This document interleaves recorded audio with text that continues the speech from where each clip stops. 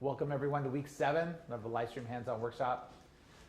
Well, let's see, God, I can't believe we're almost done with this. You know, we're in our second to last week. And it's going to be like, oh gosh, I could just see the next week's going to be all emotional. It's going to be like graduation, certification day. But from since last week, for me, that was really a really big movement for me. You know, just getting to that level of what we call the deepen, the deepen cycle. And it's great that some of us can be very vulnerable and open or transparent and really start to shed, because I know that that can strike some chords with others, that are still going through the process and relating. So if you missed it, you're going to have to wait a couple more days before week 6 is posted on the web. But it'll be up fairly soon. But it was really nice, just to get to that, just with my own personal and the associations of what others are transcending through when this process. And when we look at it, I have some sheets that will pass out. Well, actually, it's not on this list. It's going to be on the one for next week. But the most important part is when we have a chance to realize what is happening in our cellular system, within the cellular science, within our physical bodies, within our mind consciousness. We go through these shifts, and all of a sudden we start seeing things a lot clearer than we've had before. And when people say, I start seeing my stuff, and I don't know if I'm liking this or not because my stuff's coming up. It's like, well, when we talk about it, it's like when you shift your vibration, you move into a higher state of conscious awareness, you're going to see the things that are causing imbalance. I mean, that's part of when we're striving for a higher frequency. All of a sudden, those lower frequencies will not settle. They won't be comfortable anymore. And we're going to look at them, and we're going to look at them, and we're going to figure out what to do with them. So you either choose, you either stay on the course and realize, okay, this is the stuff that I have to choose to clean up in my life. If I really want to bring balance in my life and purpose and really connect to my joy and happiness, then I have to stop sacrificing. I have to stop believing that I have to subdue or I have to just, deal with this. Or you say, you know what, this isn't working for me. It's too intense. My stuff's coming up too much. I'm not ready for this. And we dismiss it. We put it back. We put it in the closet. We return it to Zero Point Research. And I hand you a blue pill and go, okay, you'll wake up tomorrow and everything will be the way it was. Yeah. I don't really do that. But it's a similar understanding, is that when a person says this is too much, I can't deal with the changes. So even like when we use the reference of the Matrix, when they talk about it, I don't know how many times you've seen it. If you've seen it under 5 times, please see it another 5 times. And there's just so many messages. I usually make it every year. I make sure I watch that movie because I always get something new. Because I'm always going through shifts, and then all of a sudden I hear something that Morpheus said to Neo that I missed 5 times. I go, wait a minute, that was really important, or I was able to see something that they put in, that was a higher message. Later, once I finally got it, I started seeing it 6 or 17 times or whatever it was. All 3 of them, or just the first one? The first one is really the most important one because it's got the key factors, and what they talk about is that they have rules, is that we don't pull people out of the matrix after a certain age. Because the longer you're in it, the deeper you're woven into it, and most people won't survive. They pop. Their minds snap. Because all of a sudden, the truth is revealed to them. And, that's what happened to Neo. He just went, no, and, Cypher was like, he's going to pop, and he did. But he recovered. And he accepted. He goes, so this is the real world, and Morpheus is reinforcing it, going, yeah, this is what it really is. And at the moment, we're going, oh, why did I even ask for this? I want to go back to the comfort of my gross apartment because it was uncomfortable, but it wasn't this. So sometimes the awakenings can be very rude to us, but an awakening nonetheless. And it's up to us to choose through it.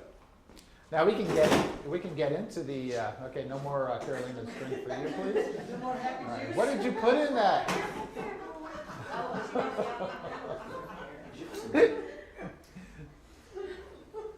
So when we really study the matrix, it follows a similarity to Plato's cave. You know, the allegory of the cave is that we're all in a cave, and this is an illusion. We're dreaming this. You know, our bodies are actually are trapped in this cave. And Philip Dick, the man who wrote to do Android's Dream of Electric Sheep and Total Recall and the Blade Runner movie, he had a profound shift in consciousness, and that's when all these books started coming out of him. And he talks about that it's almost like the same thing as Plato's cave, you know, where he said actually everyone on this planet was actually in the 1880s, and we're all in this laboratory, you know, experiment, and we're laying on these gurneys, and we're being induced into this reality to see what this how the experiment comes. And so it's really interesting when you start hearing what certain perspectives of this is an illusion. You know, and of course, when we get into the understanding of time being an illusion, it's relative. We perceive it because we've been told that there's time. And then when we start to realize that time doesn't exist, that's where it gets really interesting. We start to understand time, or the illusion of it, at a much bigger perspective. I say we'll do that in the advanced course in 7 years. But it's so that slow progressiveness, that's the importance of the Lifestream. You know, once we've gone through the 8 weeks and we went through that cellular shift, and I know a lot of you have been noticing the changes in the body, the changes in the mind, the changing in consciousness, and also we were talking about the eyes and how people's visions are getting better. How many other people are noticing that their vision's getting a little sharper and faster? Right. So yeah, that's a good percentage that notice right away, and that's a given. You know, you keep doing this, you know, the body just starts utilizing this energy, and starts, you know, balancing and revitalizing. So and that can really only happen, you know, when the science is correct. When we are reinforcing the body, we're actually saturating the cells and revitalizing the system. So if it's working for you, that's great. What was your question? Oh, how many people have you met that decided that they didn't want to go down this particular path, where they open up this Pandora's box and says, no, I don't want it? Well, remember, Pandora's box was full of diseases and petulance and nasty things. You know, that a lot of people use that, you know, and I stopped using Pandora's box because I was using it a lot, and I'm like, wait a minute, that's not proper. And when I started reading the story, you know, of what it really meant, and keeping it at bay, closing it just in time before everything was destroyed. That's not really what's happening here. It's closer to, you know, thinning the veil of the illusion matrix. And when we this is a perfect question, because you're going to ask it answers the question, how come you haven't brought this to the world in a mass-produced process? And when we look at, you might not ask this question, but it's asked all the time when people say, you know, well, how come more people haven't been doing this? You've had it for 8 years, you know, and why is it only a certain amount out there at this point in time? The key point of it is that this tool, when we realize what it is, cannot be directed as something else. Because when, you know, I worked with Dr. Valentine when we presented it first time publicly at his center, so many people came in and said, oh my gosh, you could do, you know, anti-aging with this, you know, people looking younger and all that, why don't you market it that way? And I kept saying, it's more than that. I said, it's not just that. I said, because we're doing youthfulness from the inside out, and we're living in a world that's doing it from the outside. The question is that how many people, once they step into this, they reject it, and they say, no, this is too much for me. That's one of the questions or the topics that I bring up next week usually. And after reviewing this, after certifying 92 people several years ago, we stopped. We stopped for many reasons, because I had to see what happens with people, if people are going to continue with this, if people are going to truly understand it. And I went through my own challenges, of course, with the life struggles, but some of the things got really intense. And I said, maybe I need to take a break from this. And I was allowed to do it for a couple months, but then I was back in, because I finally realized that this is what I'm here for, is to bring this technology forward. So watching others, through the years, there were struggles. I saw people just immediately, make up stories and try to justify. Well, I don't want to pay for this workshop because, I really didn't get anything out of it. And it's like, well, you only owe a $300 balance, and now you're saying you want to pay, it's week 8. So I had to look at that. I'm like, all right, well, there's this whole story here. But everyone saw the changes and what was going on. So I had to look at that and go, okay, well, I'm just going to honor this. I'm not going to struggle in it. Of course, a couple times I did. I got caught up in it big time with a couple people. It's part of the learning curve. Then realizing, I said, okay, this is a pattern that needs to be broken. This is, this level of instructions and understanding has to kind of change. The dynamic has to change. So I had to grow during that process as well to really understand it. So taking a 4.5-year step back to review it and then contacting the people, to see, it was really amazing, to see. Some people had incredible purpose. Actually, there's about probably 22 people out of the 92 that are moving forth with this in an amazing way, touching so many people. And you met a couple of them, and it's really great when you hear their stories, how they've made it part of their business. And so this is, and there's others that fell out of balance and put them in their closet and forgot they even existed. And all of a sudden I'll make a phone call and they're like, oh my gosh, I totally forgot about the live stream. I remember it was sounding funny, like one day, and so I just put it away, and I said, well, how are you doing? Well, I'm okay, I'm not feeling that well these days. Then I have to kind of just, and I usually go quiet, and then the person usually just starts going, I remember how good I felt when I was using it. Wow, I can't believe that I just totally forgot. And I'm like, yeah, this is the illusion.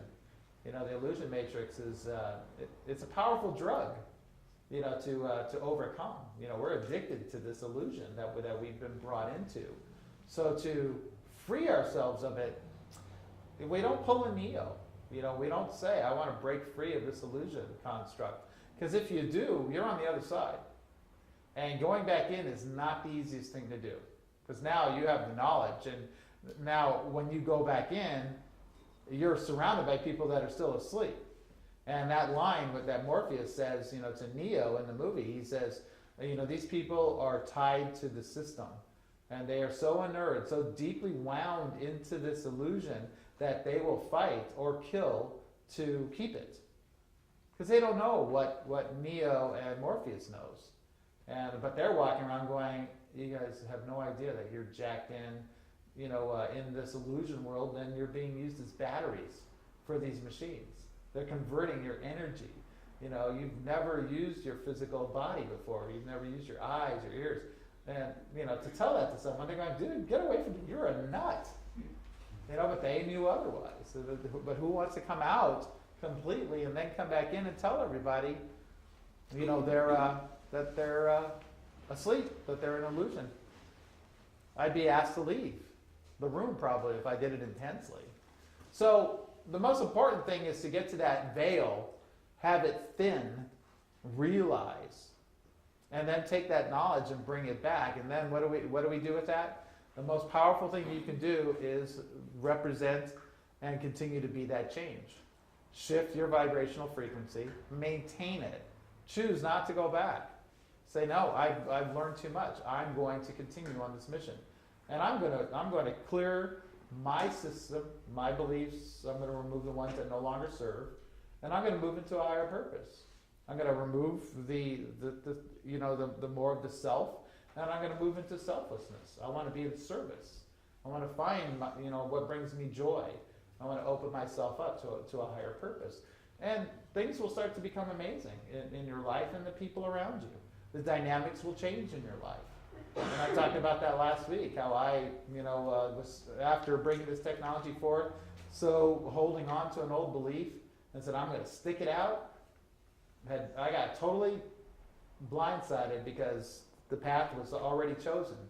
And it wasn't my choice. My choice was selected aggressively. You missed that when we were talking about it, but all of a sudden it's like the path changed. And so this is, and when we work our way through it. We work our way to find and just say, okay, well, I accept this, and I will bring the highest. I will bring this into balance. I will work and bring the highest outcome that I possibly can. So yeah, to answer your question, yeah, a great percentage of the people will reject it. When life gets tough, it's easy to fall backwards. And then people say this is too much. Just like love. They go, no, I really want to do that, but I see myself up there singing, but they bring the but factor in. All of a sudden, they immediately take themselves out of the equation. Their passion, their heart races when they see themselves up on stage singing. Because they want to do that so bad. But then they'll say, "Oh, I can't do that. I'm just not good enough. Or my mom tells me I'll never be that good, or whatever." And then but all of a sudden we have this yearn to do that. We see ourselves. It's a visualization. And then we get in the way. We're our worst enemies because of our programs, our beliefs.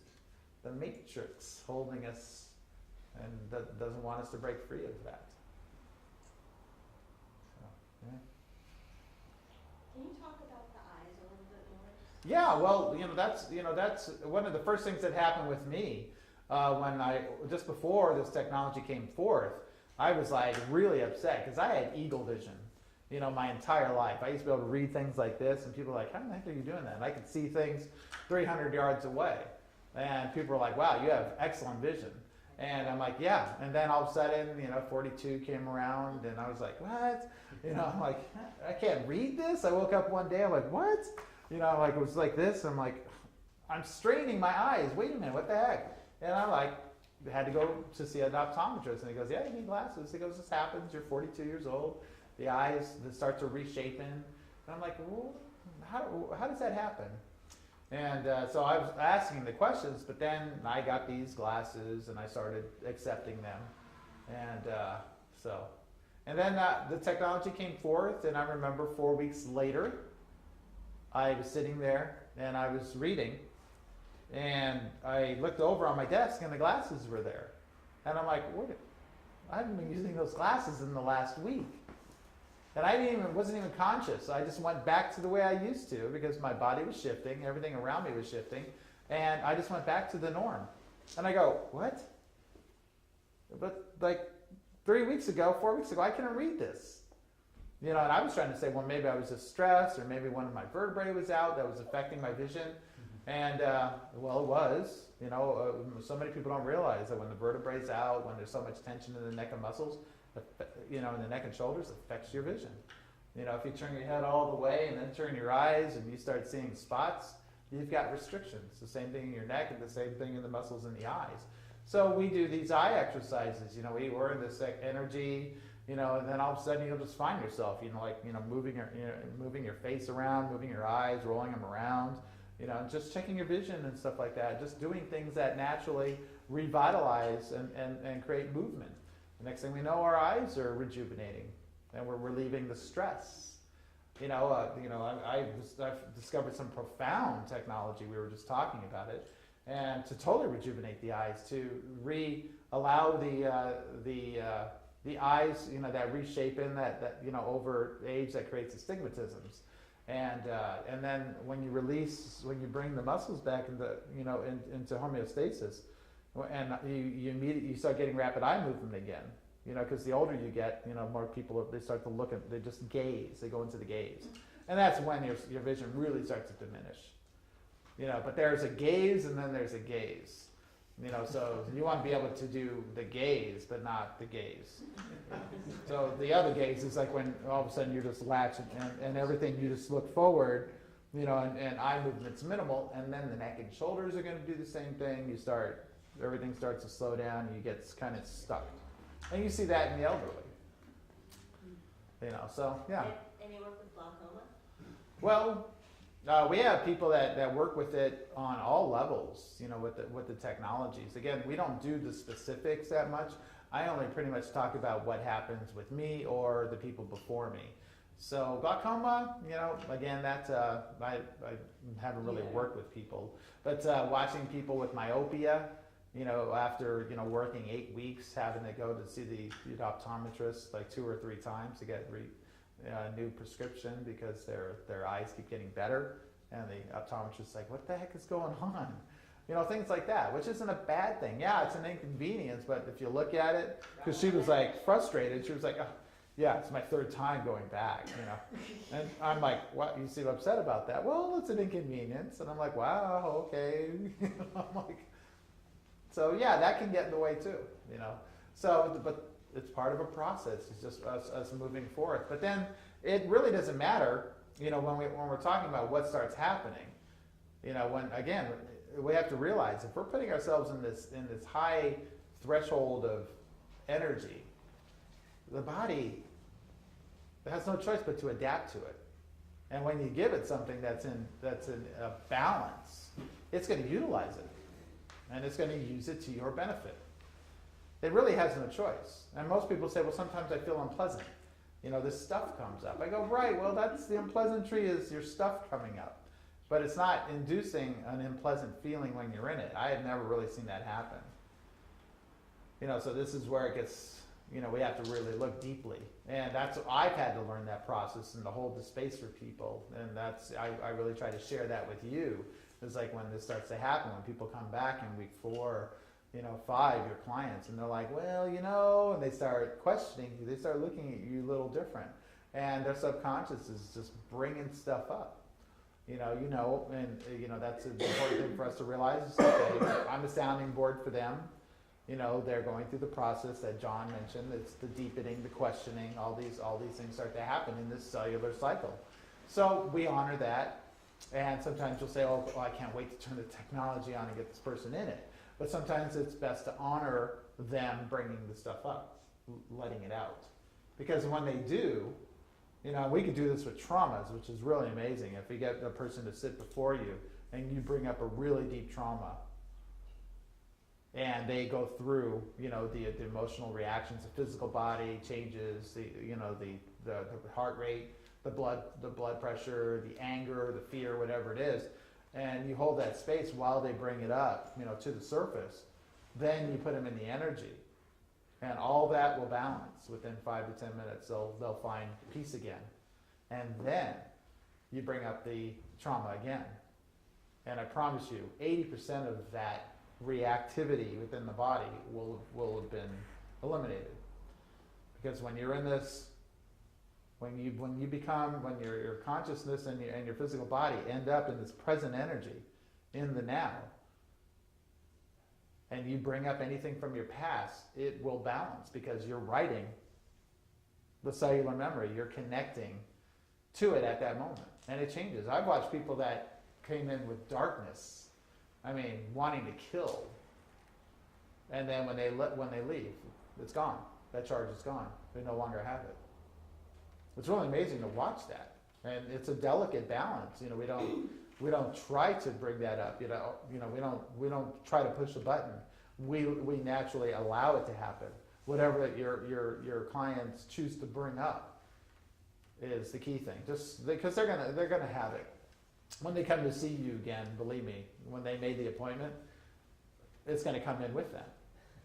And you just hold the space. You honor that. You let them bring it up to the surface. Said, okay, well, let's start the energy. And they're gonna want to. They're not gonna say, no, I just wanted to tell you that, now I'm gone. That's never happened. So yeah. I'm sure a few of you have probably seen that already. Just the process. Some people are like, well, I don't know what this is doing, but can I come back? They're still trying to figure it out. And I know you guys keep asking me, well, how do we explain this to people? Can you give us a paragraph? I go, I could, but I'd rather not. I'd rather you all get it and be able to explain it from your own personal experiences and what you've seen as the observers in this group. Mm-hmm. So then now what is your hope for the technology and its growth and, growing? And that's part 1, and part 2 is how what it, for you are like some of the top ways that you feel that you've grown or your consciousness has expanded? Should I answer A or B first? See. Go for it. Well, the growth of the technology, yeah, our vision, you know, we've been waiting for the right conscious alignment before we take it to the next level, because we've been over the years offered millions of dollars, and to almost sell our souls to do it. And this is always a challenge to the so-called inventors when they bring technologies forth. And when people walk in and they see the dollar signs of how they can bring it forth and make millions doing it, so they'll offer you, something to get you on board. And next thing you know, your company's gone. Your creation has been absorbed or utilized or manipulated for something else. So those have happened. Then fortunately, I've had the foresight, or the hindsight to see it and to stop it before it took that road, before I signed it away. And so it's about being patient. So we've been patient, and we're saying, no, we're going through a shift in consciousness. And what's going to happen is that we're planting seeds out there. And for the ones that communicate with us, that get it or working to understand it, they're going to come back. Either 6 weeks, 6 months, or 6 years. There's going to be a journey of return, and we're going to be able to associate. And there's going to be some profound dots that'll be connected. And sometimes we have silent ones that are doing this research without us even knowing about it. And I've mentioned this before. And so when the time is right, because there's so many people that will create this or have this incredible vision, and they see their purpose, they see what they want to do, that they want to create this center, they want to do this work with others. Now I just need an investor to do it, or I need the money to do it. And I'm like, and we all get trapped in that. And it's like, well, why don't you just do it? Well, I can't, I don't have the money. It's like, well, what do you mean? Why don't you just do it? And they're like, well, I can't, I don't know what you're talking about. You need money to make it happen. I go, no, see, that's the one that's keeping you from doing it. And I realized that, I created, my businesses from an idea, and I did it with no money. And I realized that I always had that ability. And it always came easy to me. And I'm like, well, it'll just come when you're in alignment. It'll just start to flow. But for you to say, I need the money before I can do it, that's an excuse. You got yourself wired incorrectly. If you see purpose and you put it out there, you're going to say it with so much passion. All of a sudden, a person's going to go, I want to be involved in this. What can I do to help you? This sounds amazing. And it's going to come out of the blue. You won't even see it coming. There won't be a prospectus on the table. You won't be putting it on Facebook. So offering. you're just trusting the grassroots process of that telling you or offering itself up different opportunities that might come along through just more grassroots growth?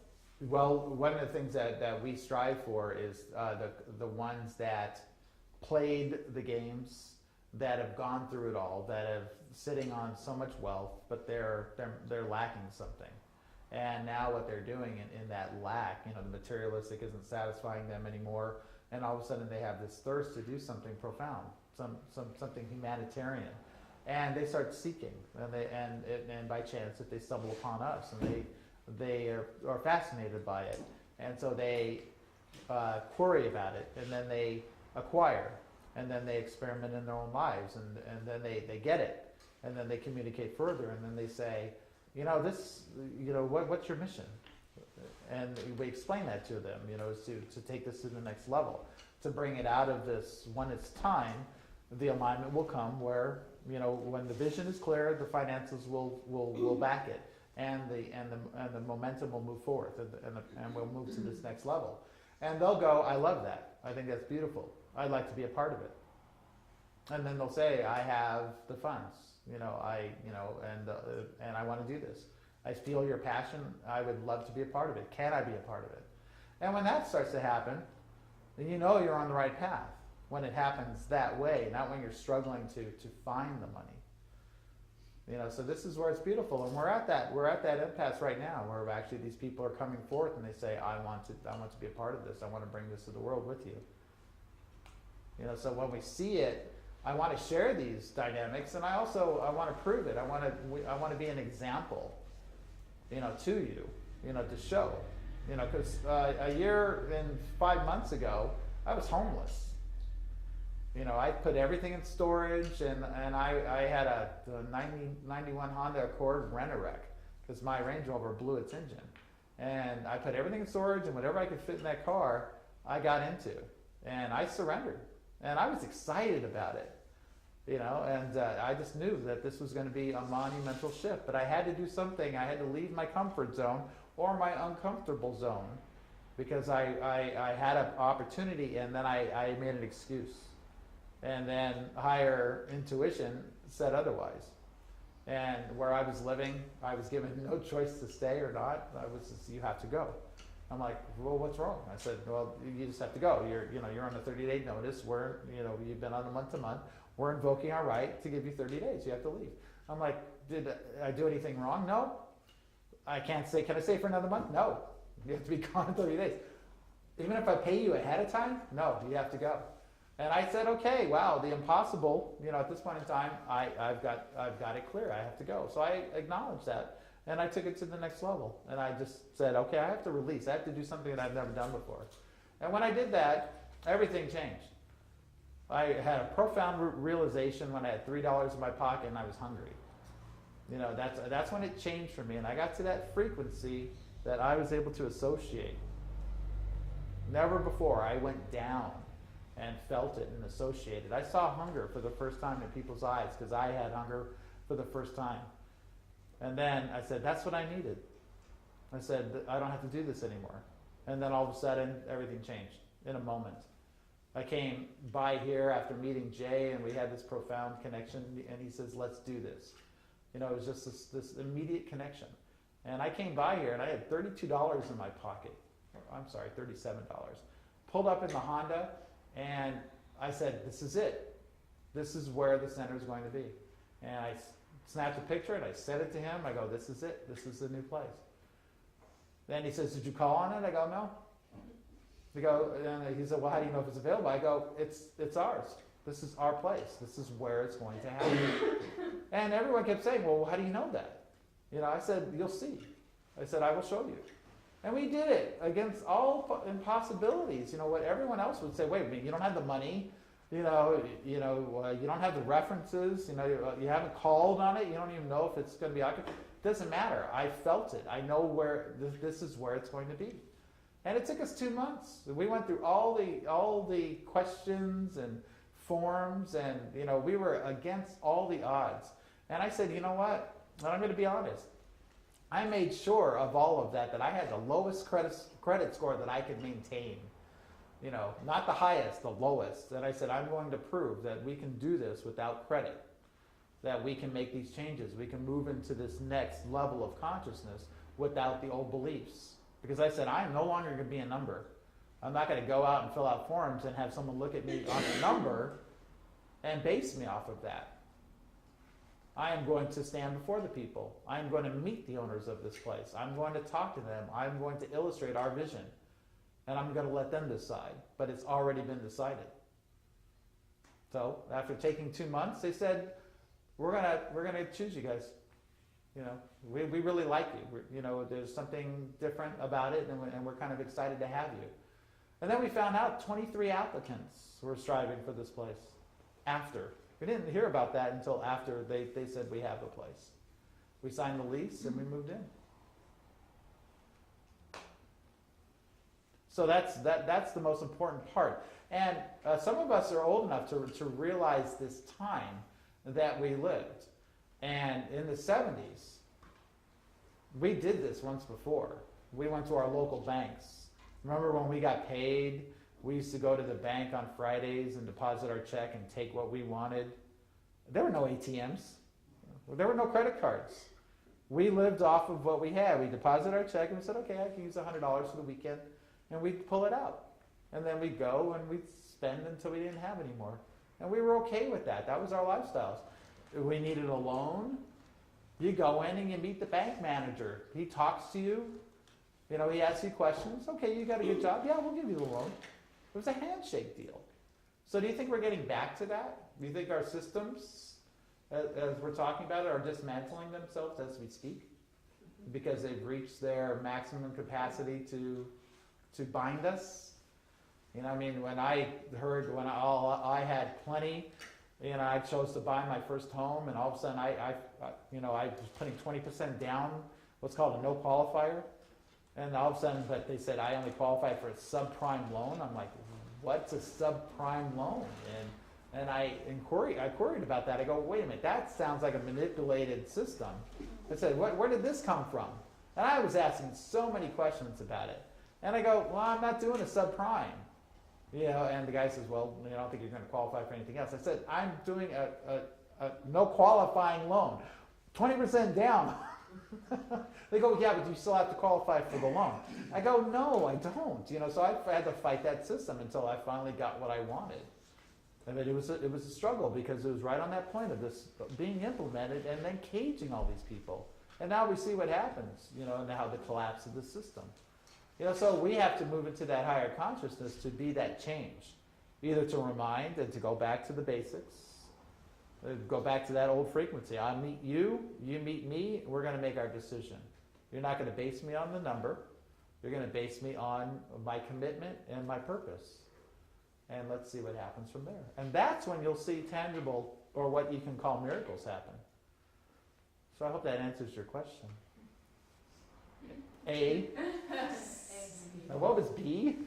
B was just like the top couple of things that you feel have been major changes in your own consciousness and experience. Gosh, that is a tricky one, because I really don't want to suck up all the time that we have here tonight. I really want to open this up to another dynamic.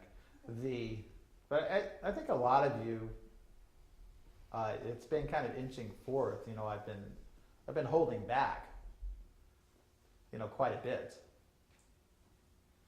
Anyone believe that? But kind of waiting for the right time? Okay. No, this is not the right time. But to get this message out there, to bring this forth, my travels, everything that I've accumulated and went through a process 2 years ago of spiritual vertigo where I just collapsed. I received so much profound information, so much knowledge from my journeys, going to these sacred sites, these vortexes all over the planet, and opening myself up, just obliterating myself of any beliefs and anything to hold me, and just allowing, just completely surrendering, and waking up and saying, today is a great day to die. And just walking, you know, into these lands in that openness, and then allowing profound things to happen, and then putting it all together and saying, okay, how do all this knowledge? It's tied to it was tied to so much, but now I've gone to the sources, and now it's clear. The distortions are gone, and now I can see it clearly. Now you're asking me to bring a new dynamic forth, and to be this change without bringing in these old paradigms, these old structures, these old beliefs. And I'm like, okay, I say yes, I will do this. I will find my way through it. And from that, I had to fall. I had to burn. I was like worthless. I disappeared for like 18 months. You know, I was there, but I was just gone. I was not associating with anybody. It was just with my family, you know, just with my kids, and just moving through things. But then, you know, moving into a state of homelessness, closing my business, it wouldn't stop. There was so much grace in my path that I said, okay, I get this. I cannot fall. You know, too much has happened. You've shown me, I've gone to this level, and only grace is around me, no matter where I go, because I will not let go of what I come together with, to understand and to realize. So yeah, that's what I'm working through. You know, that's the reason why we're here again. You know, because we've all felt connected on one way or another to understand this mystery box and what it does and why it does it. I know it's a head scratcher. You know, but there's something to it, and we all know that, right? So I've got the longest time in it, so I have just a little bit more knowledge than you guys do. And I'm hoping that you all get there, because I'd love to have a reunion when you just come up to me and go, I get it. You don't even have to say it, because I'll see it on you. You know? Francois said, it's like, we're talking about being single. I go, yeah. I said, when you get to a point where the veil thins, you see the matrix on everyone. And I'm not the type of person that's going to go out there and just harp on it, or manipulate it, or call a person on it. I'm going to do it in grace. I'm going to watch, but I can also, once we can see it, we can also navigate and see what needs to come forth to make a change in this person's life. That's what they're striving to come forth to be. And it's like, I see your purpose. I see your passion. I see your desire. And I'll just say it. I won't even say it, and I will work to bring it, to edge it forth, and to clear the field so it comes forth, and all of a sudden that person can see it themselves, not just me. So in a relationship, I welcome a goddess that can stand next to me, right beside me, and walk in that same understanding. But at this point in time, I will take nothing less. And I won't take nothing less, because I found joy in myself. I found happiness. I found love for myself. I don't struggle with myself anymore. So is there loneliness? No. Doesn't exist anymore. That was an illusion. It always was. I realized that.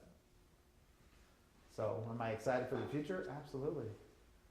Just gets better and better, because I know what's going to happen to a bunch of you in here. That's why. So on this 8 years you've had the machine, like now, in the past 5 years, how much are you in it every day? How much am I in it? We're building technologies all the time, for one thing. And sometimes I'll get up and I do yoga about 3-4 times a week. And then I'll come in and I'll do Lifestream with it, or I'll do Lifestream, and then, but when I'm doing work with people, I'm actually probably, since we've been here, I'd say I probably get about 4 hours a week in it.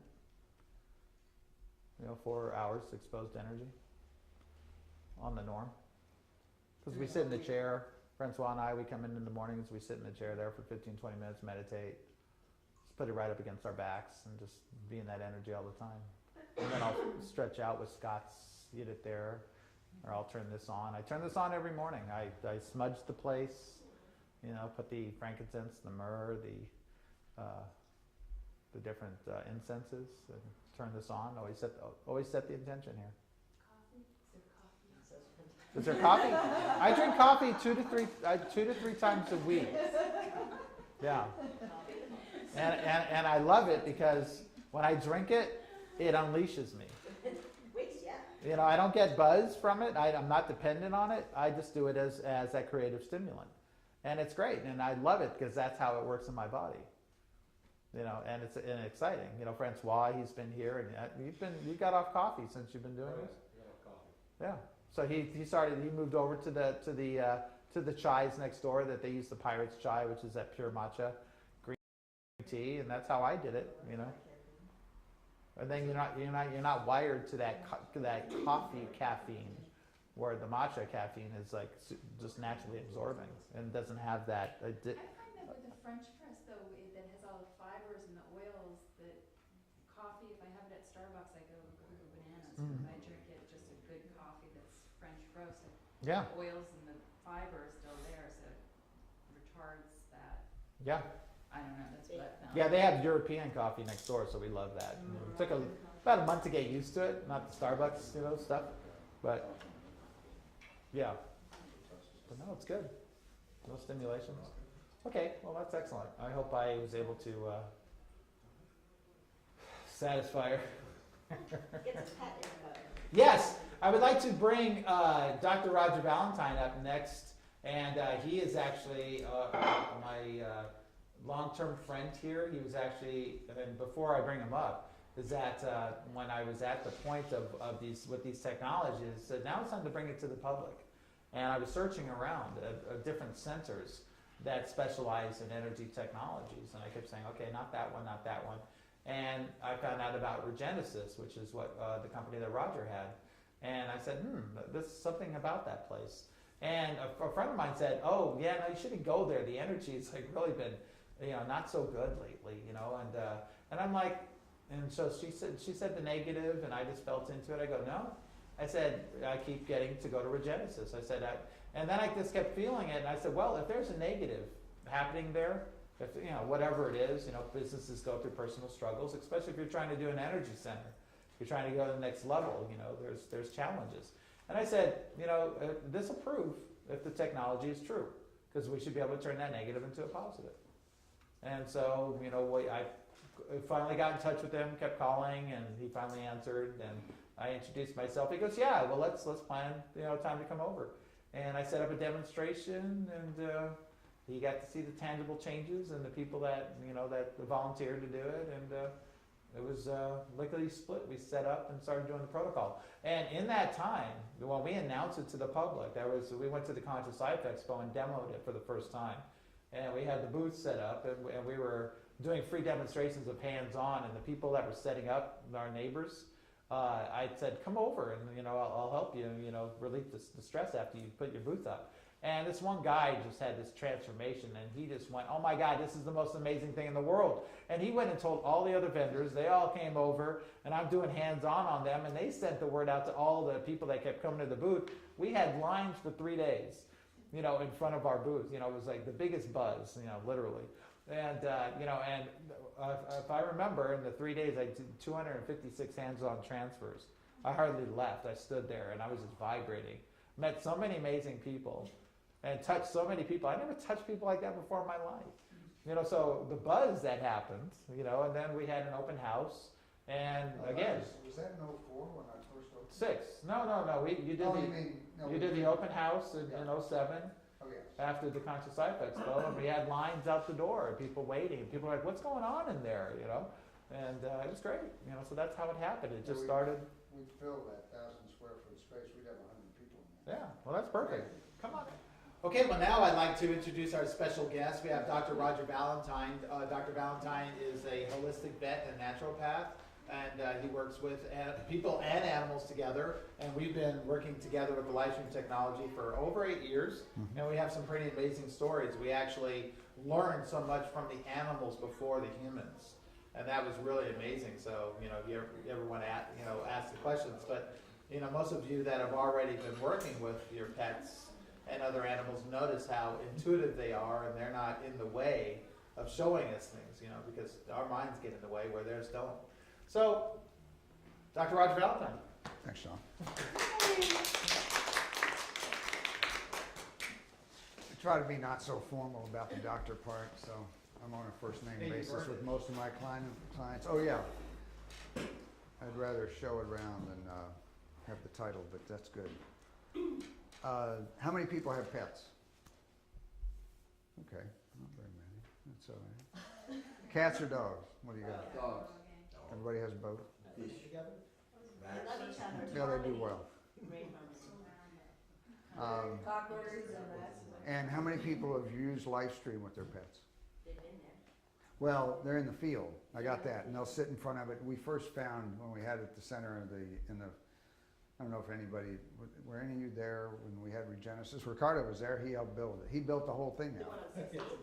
Pardon? Is that the place on 16? Regenesis, yeah. I didn't know the name, it was just. Yeah. the place. So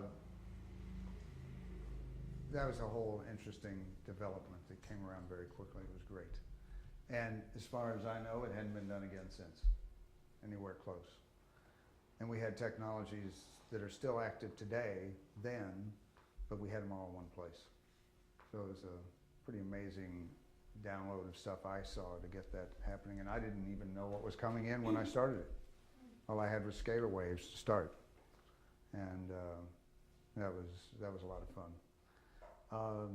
I want to talk about cats and dogs and how you use Lifestream for them. Yes, you can just set it on the floor, just put it on the face up and just let it beam out, and they'll just line up in front of it. We did find that they just, like a magnetic needle, it would just line up.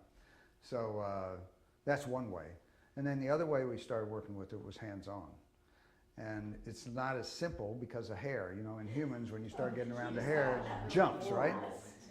So I brought some ketone to remind me to talk about using any kind of salt water to assist. Salt water. This is, how many people don't know about ketone? Seen it, I know what it does. John, you're slipping. So that's it. Ketone is a sterile raw seawater that was developed by René Ketone, a French scientist, in 1890s. It's been in Europe all that time, actively used by practitioners in some of the countries in Europe, not all, and was here in the United States being utilized up through the 1920s. Ketone used the isotonic form. This is the seawater as it comes off the raw sterile filter, a cold filter. The whirlpool is the southern coast of England. It's 150 miles diameter, plankton rich. That's where he draws the water, keeps it at 4 degrees centigrade, still does it this way today. Ships it into shore, trucks it down to now Alicante, Spain, where it's run through the cold filter sterile. Put in these vials, and if you'll see, this one's double terminated. Here, pass those around. I'm talking about ketone for a special reason, not only about the ketone, but also about what the benefits are. And one of the first benefits I saw when we were working with animals was that if you take isotonic or hypertonic ketone and you put on the areas of the cat or dog's body that you're going to work, you don't have the arcing problem. Okay? Electrolytes facilitate the transfer of the electrical energy. That takes care of that problem.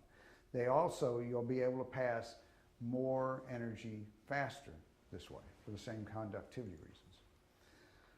So you'll get to needle around in areas, particularly in most dogs and cats I see, their paralumbar muscles from the ribs down are tense. Their hips are affected because of that. It's the primary cause of all hip dysplasia in dogs and some of it in cats. If you can keep those paralumbar muscles balanced, they won't have hip dysplasia. You see a dog or a cat running, dogs particularly with sloped backs, sloping down from the mid-back to the tail, not normal, straight across. You'll see that happen when you work down the spine and the paralumbar muscles in these animals. So that can be a big benefit. You can start a number of ways on an animal. You can start at the feet and work up. I've actually I took one of the cats at the clinic and I took a towel, cut 4 holes in it, put his legs through it, and we suspended him on the Lifestream. Over it? Yeah, no, touching it with his feet. Oh, okay. And he didn't, like, how, he wasn't like. He was fine. You know, I didn't put him up to full speed right away, but he got there. So those are the kind of things that John and I have been experimenting with for years, and we're about to do something new with this so that it's going to be more available for animals.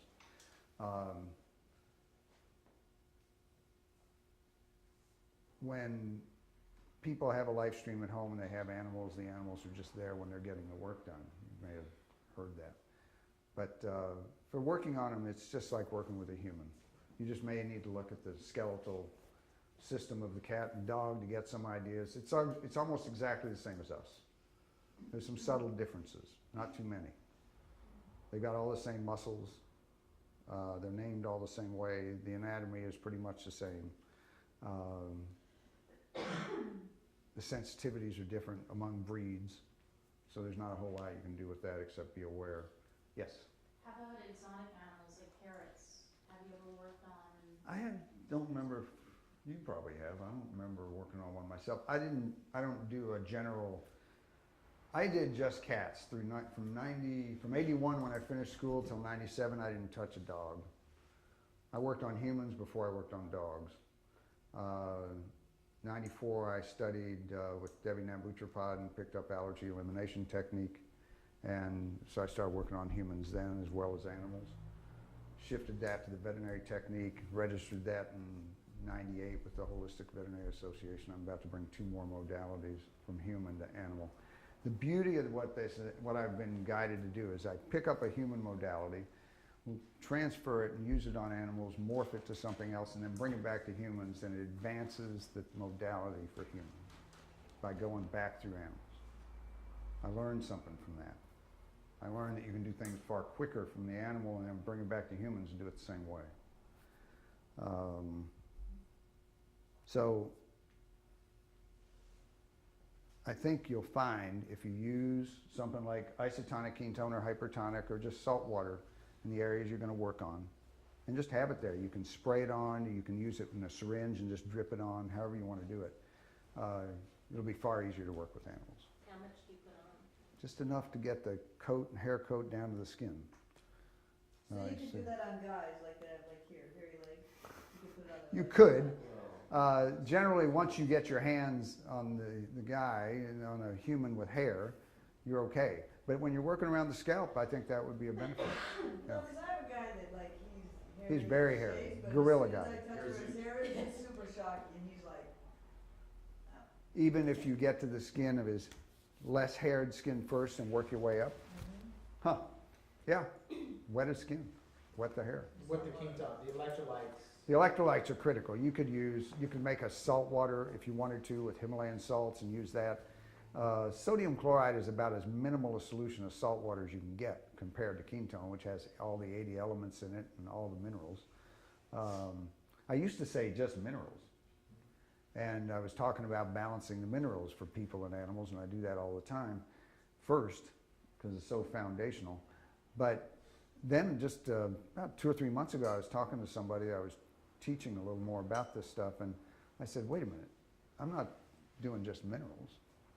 Minerals, I don't know, I forget how many are in the periodic chart. There's a whole slew of other elements, the gases, the carbon, the oxygen, it all has to be balanced here, and all of that's in ketone. Every 80 element, all the 80 elements are in ketone. That's what makes it such a valuable supplement to take.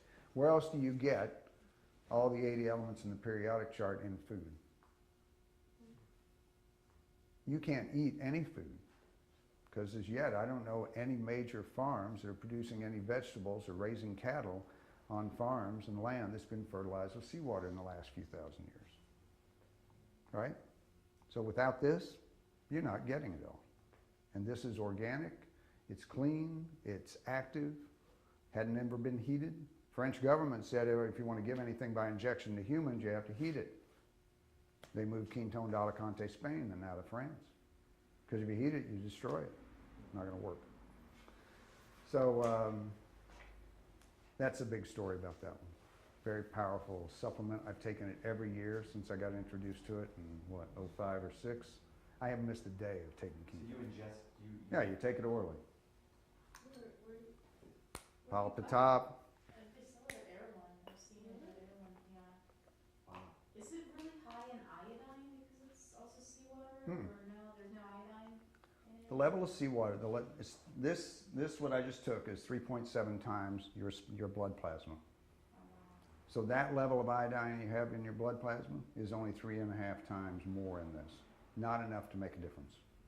I've never seen people so afraid of getting iodine and organic minerals in their body. I don't understand that. I think it's, suppose it we're depleted of iodine, we don't have. Here in the United States, when people come from West Africa, where it's very iodine deficient in the soils of West Africa, they come here, they get a goiter.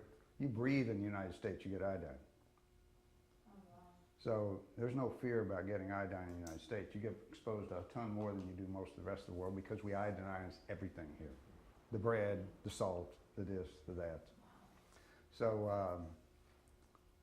the goal is to get the iodine in a form you can really utilize. So I take this in the morning, wakes your brain up. If you're working in the middle of the afternoon, I've done a few surgeries or driving a lot, I take a dose, wakes your brain up. In minutes, 5 minutes, bam, you feel it. So maybe that's what I came here to talk about tonight.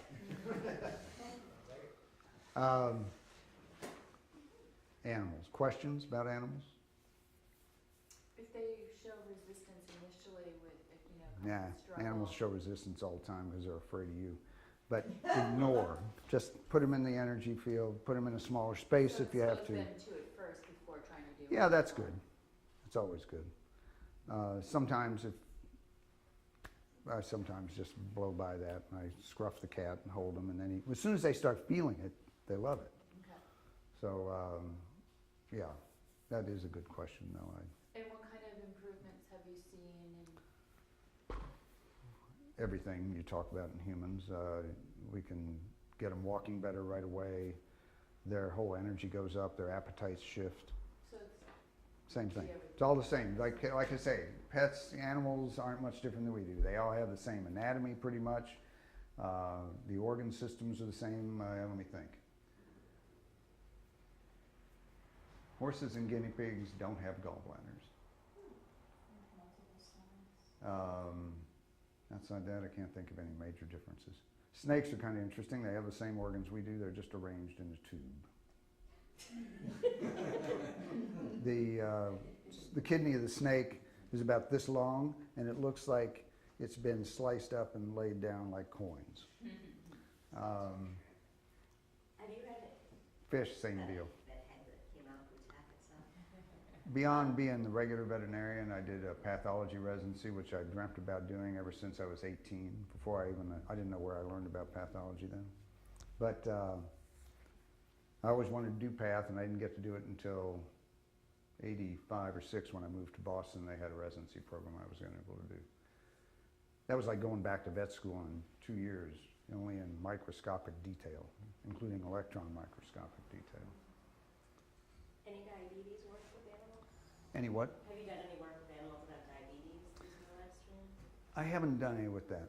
I don't see, if I get animals before they develop diabetes, they generally won't. That's a grain-based food issue. If you see any animals, or you have any animals and they're in the food and you look at the label, I was just at some new client's house today and every food in the house was just corn, wheat. The first thing to look at on corn, unless it's organic, is GM corn. If you give your cat Laxair, the hairball remedy, it's got corn syrup in it. You got to look at every label. So many toxins. Well, I don't even worry about the toxins. It's the junk. It's the food. It's genetically modified. People don't realize. I just went to a talk by Rob Silver, a good old friend of mine who's been into holistic. In fact, he was the first holistic vet I heard speak in '92 when he came here to talk. And I just saw Rob in Kansas City. And he gave, at the end of his talk, he said, I just went to a talk by this scientist about genetically modified food. You wouldn't believe. It's gotten worse and worse beyond what most people even understand to this day. If you eat genetically modified food, there's genes that insert into your genetic profile, into their probiotic bacteria and into your cells and become part of you. And you're permanently shifted, different in your DNA. Your DNA has an opportunity, you know, everything turns over, right? The DNA turns over every time the cells divide. But it turns over with that genetic modification too. And it's pretty disgusting. In India, in a piece I saw in Genetically Modified a few years ago, the men, the farmers, the ranchers who had cattle that they fed genetically modified food, and the cattle just died in front of them, they killed suicide. 250,000 farmers suicide. I mean, yeah, the cow was sacred, right? They made a choice, and it wasn't a good one. So avoid the GM food. That's why we shop at the co-op. It's the one store where almost everything in the place is organic, and that's because we all read labels when we go in there. If we find something that's got junk in it, we go to the manager. So pay attention to that for your pets. People forget. Go ahead, Alex. Have you worked on the tails of animals? And Yeah. Does the tails, working on the tails do something to the animals that doesn't do to humans because we don't? Well, yeah, that's our toxic. You can work off the tail of the toxic and get a good effect, and we've done that plenty of times.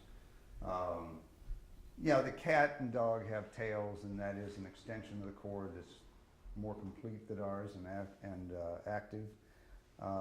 It does have a big effect when you can work the tail because it does assist in more balance. That's what the tail does for most animals. Watch a squirrel. And, you know, that tail whips around and it's all about navigation. So you can do that and just go down the full spine. That's what you want to do. And it's not difficult. Once the animals get used to it, you get your power set up, the level you're operating at. And you know, you all have learned about using the crystal and how much contact you have with the plate so you can adjust your energy levels that way pretty easily. Are you doing anything special with your hand? Is it fingers apart? Is it kind of just like working on a... No, you want to be really sensitive about that. Thanks for asking. Generally, you'll start just with one finger. And you get down to, as gradually as you moisten that surface, depending on the animal's hair, you can open up and do 2 or 3 fingers at a time and so on. And you can get to the point where you can do your whole hand. Most of the time, you're working with a smaller animal. If you're working with a 100-pound Ridgeback, then that'd be a different story. What unit But- do you have to work with? I have a 100 and a 200. Okay. I haven't graduated at the 300. They're easier to carry. Pardon? They're easier to carry. Well, there's that. And that's, I'm just wondering if it should be modified if you have the larger.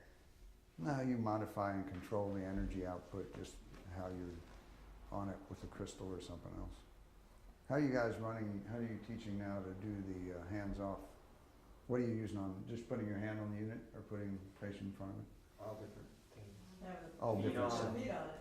Pardon? Feet on, Yeah, I know, yeah, we got that, but, okay. all the different. Yeah.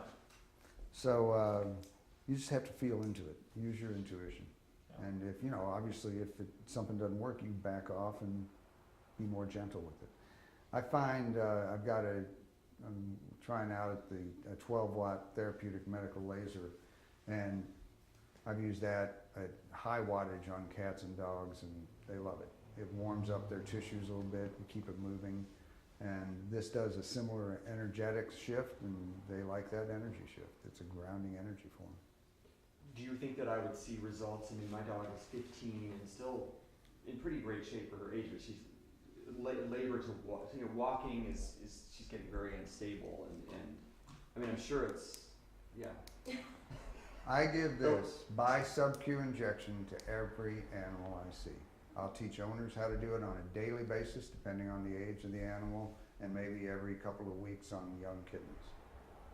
My cats, sub-Q injection, you mix this with the isotonic, it knocks it down to about, I've injected this hypertonic, and Colin says, oh, the hypertonic solution, sub-Q, that must stink. Nah, this is too close to your blood plasma. And it doesn't bother the cat, doesn't bother the dogs. They may feel a little bit because it's a little extra salty. They'll feel a little stinging sometimes. When you blend it with the isotonic in the same syringe, it's down to just double the blood plasma. They don't even notice. It has almost the exact compounds of our blood. And when Dr. Quinton brought it forth in the World's Fair back in the late 1800s. That, and he was at the 19... Remember the transfusion 11 he did or on 12. the dog? Yes. Oh. He took a dog on stage, drained all the blood off the dog. Hound dog. That he could. I mean, eventually, you can't suck it unless you pump it out. Unless you suck it out, you can't get it all. There's going to be residuals in the tissues and the veins and everything else. So he got it down, dog passes out. And then he transfuses isotonic ketone, which is just like the blood plasma. And I don't know how long it was, maybe 20 minutes. Dog recovers, gets up, shakes off a little bit, goes over and eats. Probably had less than 10% of his red blood cells. So it's not like a saline or Saline is about the most worthless salt solution I can imagine. It's just, in the hospital, here's the story. I got one for you. You're in the hospital. You're in the emergency room. Nurse comes see you.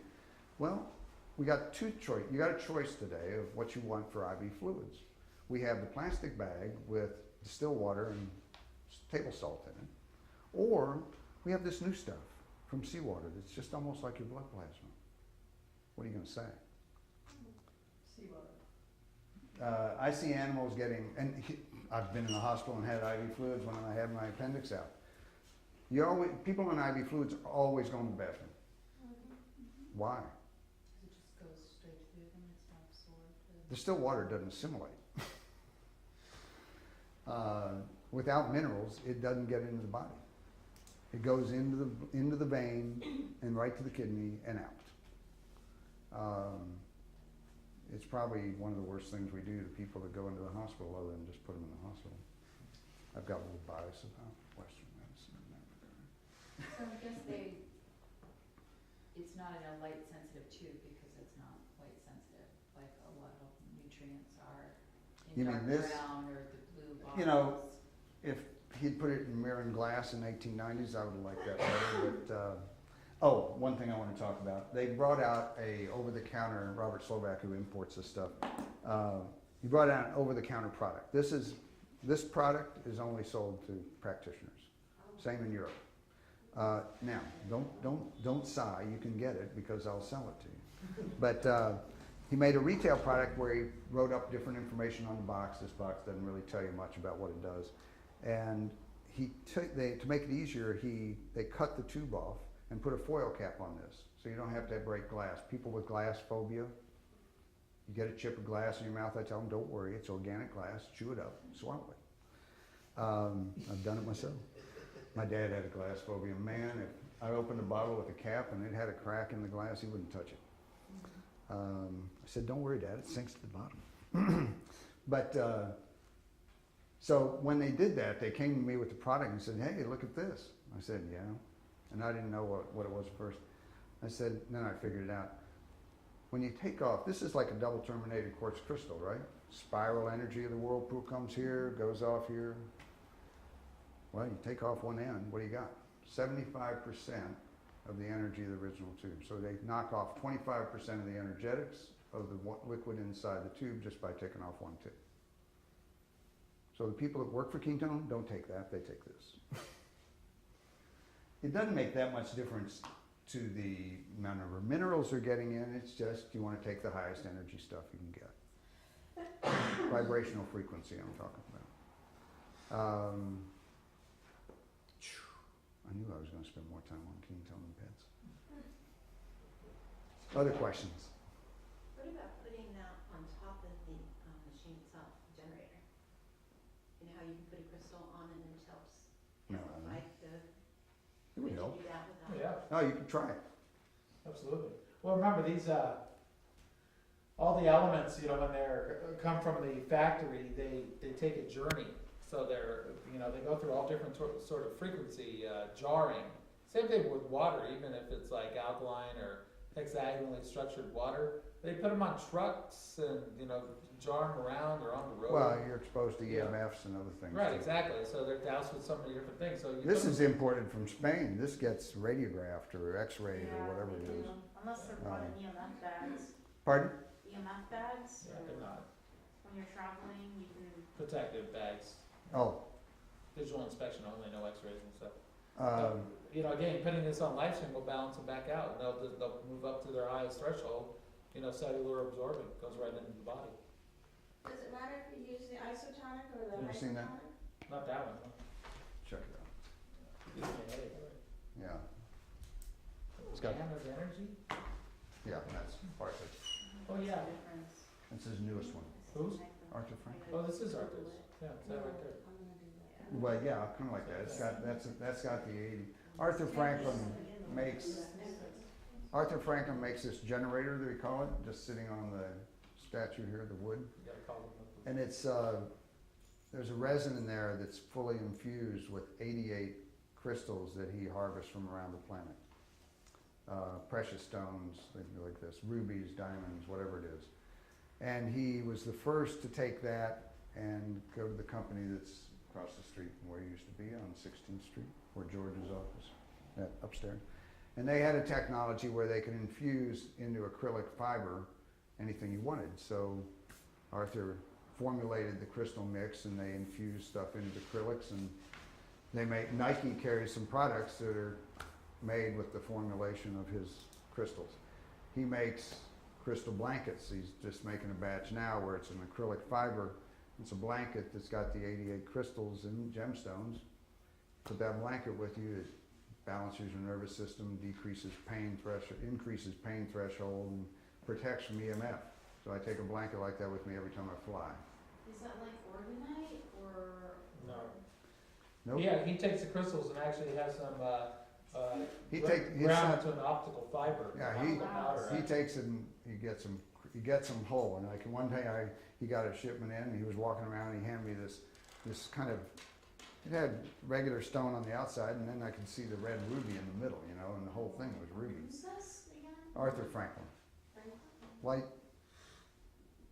Original light table? originallighttable.com was the original, what's it say on Light that? body design. Light Body Design. That's the, No, light body designs. that's what design is with an S, S. So he and I went out to a client's property and they'd had one of the big oak trees, 500-year-old tree, lost a major branch. So I go out there and I'm a little puzzled, and then the guy who's working with the trees says, yeah, we got some borer beetle issues out here and we gotta watch for this, and so I had that with me, one of these EMF things he just put out. And I took it and I held it up next to one of the trees that didn't have a problem yet, and I said, I like this. And one of the things I learned to do a few years ago was talk to trees. Actually, I learned that in 2004 when I went to Damanhur. You can talk to trees. And the first time I did that in Damanhur, they took us to the sacred woods, and they said, everybody find a tree, and it was getting dusky. It was late, this was in November, it was late in the afternoon, and when the sun goes down, the trees go to sleep. So he said, we may not get much.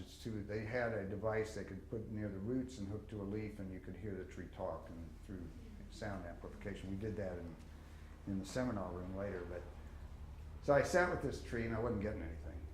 I said, I don't know what I'm doing here. So I sat there and I finally got the insight to acknowledge the tree. And I said, I really appreciate what you and all the trees on the planet do for us. And then the tree started responding. He said, nobody's ever said that to me.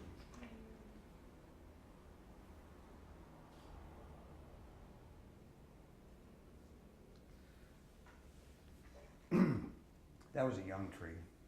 So out there at this property, I was talking to, in Ojai, I checked in on a tree that needed to be taken down. It was one of these California oaks.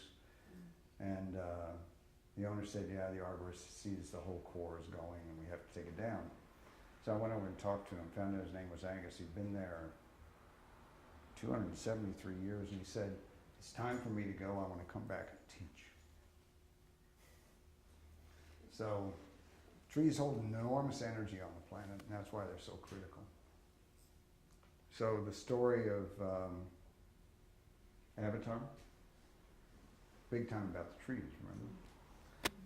That's not a stretch. Not at all. So you can do a lot when you start listening, and Lifestream enhances your intuitive capability. I'm sure you've all learned that. I wasn't aware I was so intuitive until I started with Lifestream and learned muscle testing. That was one of the biggest ones when I learned that in '93 and '4. That was the start of me really understanding what the intuition was doing. Now I listen differently. You know, Alex, when you're working on teeth, you get an intuitive hit. I gotta check that too. You can't tell there's anything wrong with it. I've gotten to the point now where I'm working with a cat or a dog, the tooth can look perfect. There's no gingivitis, the enamel's perfect. Animals get cavities down deep or they get periodontal disease. They hardly get regular cavities on the enamel surface anyway. But, and I'll just muscle test the teeth. And every time the muscle test says it's off, I pull the tooth, periodontal disease. There's no spicules on the roots. They're all clean, white. So it's a valuable thing to be able to do. And you can do it easier when you're working with Lifestream because your energy is tuned up. It allows you to become more intuitive for yourself and for others. One of the things I want to talk about, which you talked about earlier, is, and you guys brought up, was revealing the energetics of what comes up for the individual. Kind of the darker energy of stuff, old memories you don't want to deal with. Well, my friend Terry Melvin, who I've called my British writer-philosopher friend since I've helped him get along since '04, has come into an insight about this that goes beyond anybody else we've ever seen. And it says, welcome that. You see this thing that you don't want to look at? Terry calls that gold. Go into it. Find out what it is. Feel into it. It'll melt away once you acknowledge it. So don't be afraid to get there. When it shows up, it's coming up for a reason. It's an experience you haven't fully received yet. And when you receive it fully, you're done. It's done.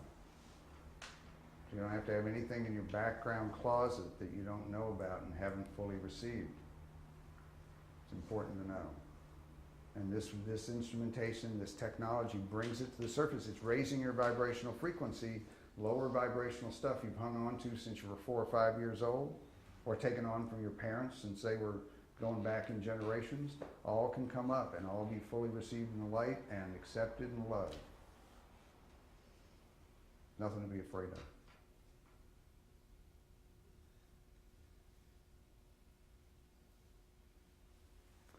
So take that on when you start working and you get into the live stream a lot more with yourself, where you spend so much time in it, like John did when. Tell them a story about in your basement out in Glendale when you had a plant that never saw the light of day that grew up. The aloe vera. Yeah, the aloe vera experiment. Turned white, and we turned the live stream on every day, and the